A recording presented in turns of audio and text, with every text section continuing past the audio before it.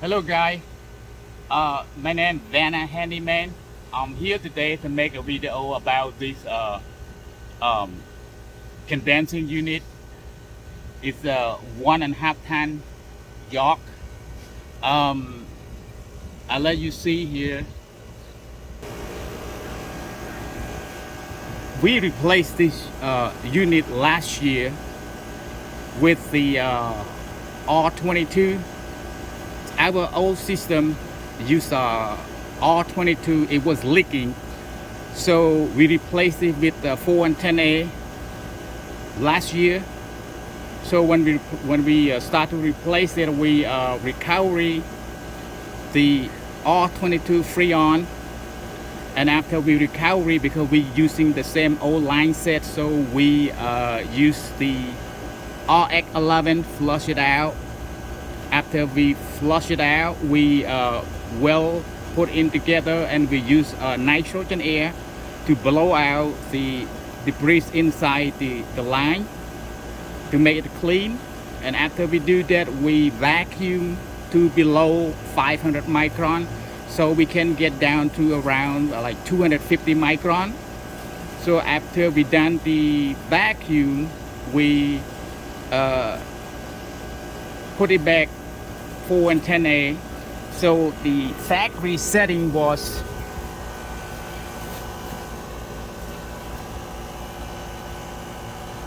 here's the model number and the series number, and it said the total charge, factory charge, it was 2 pound and 13 ounce, and we charge it around 3 ounce because the line set, from here to the coil.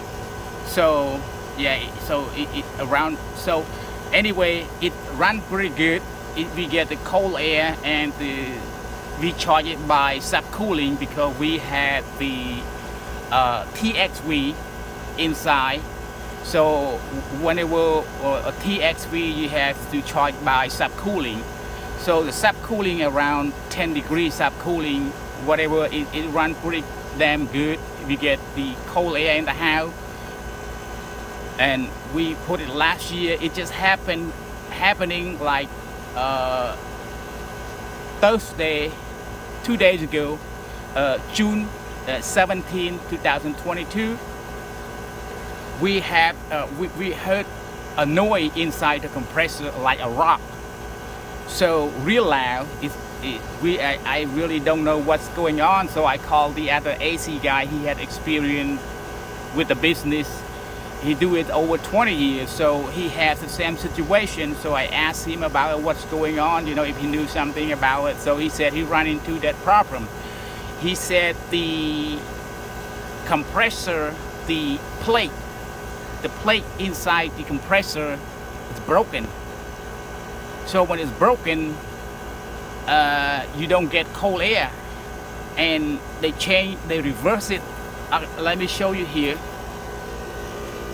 So reverse it. So here my manifold gauge, the as you can see here, the high side, because I'm charging by subcooling, so around 65 degrees. So 65 degrees, the saturate around. So I added up. So my liquid line subcooling around it was 68 earlier, now dropped to 67. So it come up around at 90 degree minus subcooling, which is, it show me that the system, it still need more freon, it's low charge. But actually it's not low charge. So after that noise, the inside the compressor sound like a rock. So after that happens, everything change out, everything switch from the, here you can see the liquid line is supposed to be hot, and the suction line is supposed to be cold. Now the suction line is hot and the liquid line is cold. It's opposite. It's reversed. So this is not a heat pump. This is just a regular air conditioning. So right now I put the probe on here. So the temperature dropped to 68, as you can see here, 68. So the liquid line dropped to 68, and the suction line is hot. So what he told me was after the plate inside the compressor is broken, so it changed everything. But the problem, I still get a little cold air inside the house. So then we keep turning it on because it's too hot outside. We turn it on about a half day, and then the compressor shut off. The compressor is not starting, and we know the problem was the compressor. The plate inside the compressor is broken. So the compressor shut down. It won't start. So now I adding the hard start kit, that the compressor started working again. But the amp draw was kind of low, but I get it to work. But I report here because I try to get a new compressor because this compressor is bad. Well, I mean, I'll make this video in case you guys run into this problem, because here the problem was this unit was the plate inside the compressor is broken. So now it changed hot to cold, cold to hot is opposite way. So, and then it won't start up, so I thought maybe it's overcharged or something. So I pull out, I recover the Freon, so I get around like 3 pounds and 2 ounces out of the unit. It's not overcharged. And then I blow with nitrogen air through the system to clean it out, make sure everything in there. I try to get it out. So it's nothing in there, but I blow it, and then I vacuum it to 250 micron, and then I add the new Freon in, and now it start to work. But it start to work about a half a day. It start to work, but it's opposite way. Just like I said, the suction line get hot and the liquid line got cold.